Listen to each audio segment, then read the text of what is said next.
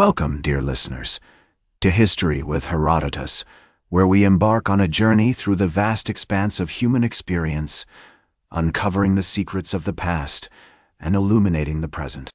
Today, we find ourselves in the realm of the rising sun, as we explore the fascinating tale of the rise and fall of Imperial Japan. This epic narrative spans centuries, weaving together threads of politics, culture, and conquest, to create a rich tapestry that is at once captivating and cautionary. As we delve into this complex and intriguing story, let us begin by setting our sights on the earliest whispers of Imperial Japan's emergence.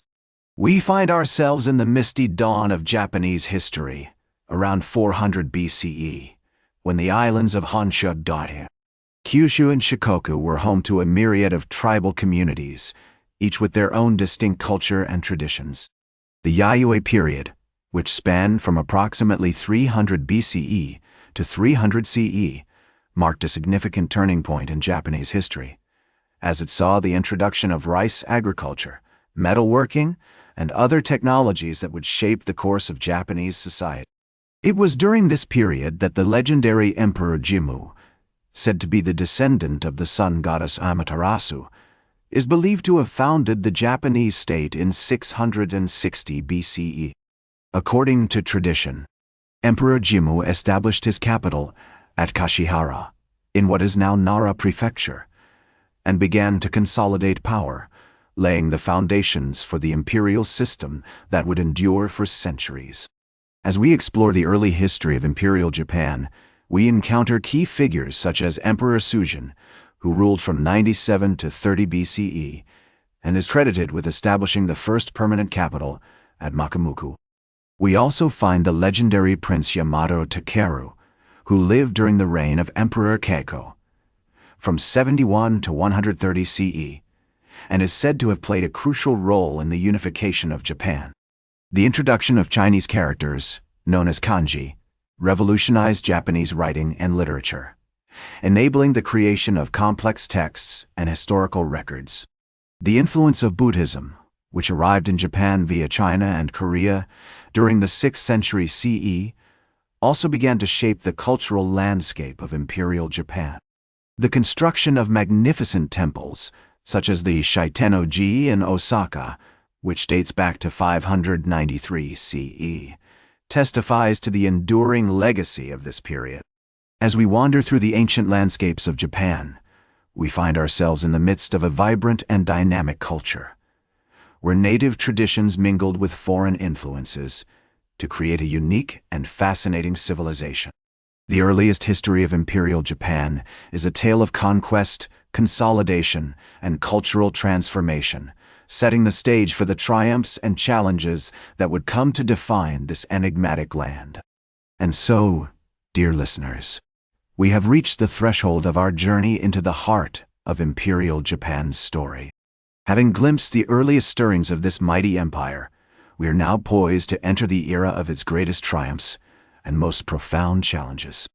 In our next segment, we shall embark on a thrilling exploration of the pivotal events that would propel Imperial Japan to the heights of power and prestige, as we delve into the tumultuous world of samurai warriors, shoguns, and emperors, who shaped the destiny of this captivating land. Join me as we step into the midst of this captivating narrative and uncover the secrets of Imperial Japan's ascent to greatness. Welcome back to History with Herodotus, where we continue our journey through the captivating tale of the rise and fall of Imperial Japan. As we step into the midst of this tumultuous narrative, we find ourselves in the era of Imperial Japan's greatest triumphs and most profound challenges. The 19th century marked a significant turning point in Japanese history, as the country emerged from centuries of isolation and embarked on a path of rapid modernization. The Meiji Restoration of 1868, which saw the overthrow of the Tokugawa shogunate and the restoration of imperial rule, was a pivotal event that would shape the course of Japanese history. The new government, led by Emperor Meiji, implemented a series of sweeping reforms aimed at transforming Japan into a modern industrialized nation. The introduction of a constitutional monarchy, the establishment of a modern education system, and the promotion of industrialization and trade were just a few of the key initiatives that would propel Japan to the forefront of global politics. As we delve deeper into this period, we encounter key figures such as Ito Hirobumi, who played a crucial role in drafting the Meiji Constitution, and Yamagata Aratomo, who helped establish the modern Japanese military. The influence of Western thought and culture also began to shape Japanese society, as intellectuals such as Fukazawa Yukichi and Natsuma Soseki introduced new ideas about democracy, individualism, and human rights. The rapid modernization of Japan was not without its challenges, however. The country faced significant social and economic upheaval, as traditional ways of life were disrupted by the introduction of new technologies and industries. The Meiji government's efforts to promote industrialization and trade also led to the exploitation of workers and the growth of social inequality. Despite these challenges, Japan's modernization efforts paid off, and the country began to assert its presence on the global stage. The Russo-Japanese War of 1904–1905, in which Japan emerged victorious against a major European power, marked a significant turning point in Japanese history, as it demonstrated the country's military prowess and cemented its status as a major world power. As we explore this period, we find ourselves in the midst of a vibrant and dynamic culture, where traditional Japanese values mingled with modern Western influences to create a unique and fascinating civilization. The works of artists such as Kuroda Seiki and Aoki Shigeru, who introduced Western-style painting to Japan, and the writings of authors such as Mori Ogai and Nagai Kafu, who explored the tensions between traditional and modern Japan, testify to the enduring legacy of this period. As Emperor Meiji himself once said, "The wise lord adapts himself to the changing times, and the clever subject takes advantage of the opportunities presented by the age." These words capture the spirit of innovation and adaptability that defined Imperial Japan during its period of greatest triumphs and most profound challenges. And so, dear listeners, we have reached the pinnacle of Imperial Japan's ascent to greatness. Having explored the pivotal events that propelled this enigmatic land to the heights of power and prestige, we are now poised to enter the final chapter of our journey, as we delve into the decline and aftermath of Imperial Japan's remarkable rise. Join me as we step into the midst of this captivating narrative and uncover the secrets of Imperial Japan's lasting legacy. Welcome back to History with Herodotus, where we conclude our journey through the captivating tale of the rise and fall of Imperial Japan. As we step into the midst of this tumultuous narrative, we find ourselves in the era of Imperial Japan's decline and aftermath. The early 20th century marked a significant turning point in Japanese history, as the country's aggressive military expansion and nationalist ideology led to its involvement in World War II. The Second Sino-Japanese War, which began in 1937, was a pivotal event that would ultimately lead to Japan's downfall.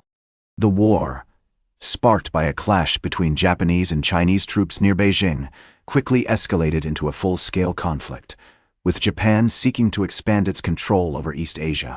The Japanese military's brutal tactics, including the infamous Nanking Massacre, shocked the world and led to widespread condemnation. As we delve deeper into this period, we encounter key figures such as Hideki Tojo, who served as Prime Minister of Japan from 1941 to 1944, and played a crucial role in leading the country into World War II. The influence of militarist ideology also began to shape Japanese society, as the government promoted a cult of patriotism and loyalty to the emperor. The Allied powers, led by the United States, ultimately defeated Japan in 1945, after a series of devastating military campaigns, including the dropping of atomic bombs on Hiroshima and Nagasaki. The aftermath of the war saw Japan occupied by the Allied powers, with General Douglas MacArthur serving as Supreme Commander for the Allied powers. The occupation period, which lasted from 1945 to 1952, was marked by significant reforms aimed at demilitarizing and democratizing Japan. The new Japanese Constitution, drafted in 1947 enshrined principles of democracy, human rights, and pacifism, and has remained a cornerstone of Japanese politics to this day. As we explore this period, we find ourselves in the midst of a complex and nuanced culture, where traditional Japanese values were forced to confront the harsh realities of defeat and occupation.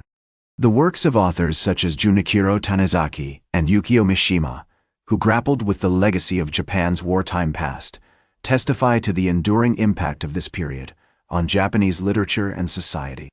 In the decades since the war, Japan has emerged as a major economic power and a key player in global politics. The country's commitment to pacifism and democracy has been tested by challenges such as the Cold War and the rise of China, but its legacy as a symbol of resilience and adaptability remains unshakable. As Emperor Hirohito himself once said, "The war has ended, and a new era has begun. We must strive to rebuild our country and create a brighter future for all Japanese people." These words capture the spirit of hope and renewal that defined post-war Japan, as the country sought to come to terms with its past and forge a new path forward. And so, dear listeners, we have reached the end of our journey through the captivating tale of the rise and fall of Imperial Japan. Having explored the pivotal events that shaped this enigmatic land, from its earliest stirrings to its greatest triumphs and most profound challenges, we are left with a deeper understanding of the complexities and nuances of Japanese history. Join me next time on History with Herodotus, as we embark on a new journey through the annals of time, exploring the fascinating stories and events that have shaped our world. That's all for today's History with Herodotus. Remember to like, share, and subscribe. And until next time, remember that to understand the present, we must first understand the past.